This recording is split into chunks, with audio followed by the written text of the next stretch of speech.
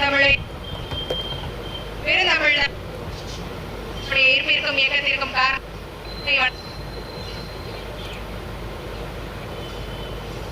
வணக்கம். நடுவர் உள்ளிட்டவை எனக்கு இந்த ஒரு அரிய நிறுவனர் மற்றும் ஒருங்கிணைப்பாளர் என்னுடைய அன்பான வணக்கங்களை தெரிவித்துக் கொள்கிறேன்.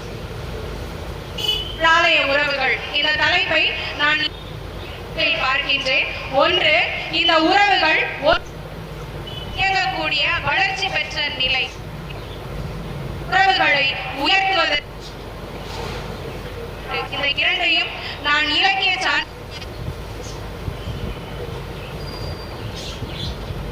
நிறை நீர நீரவர்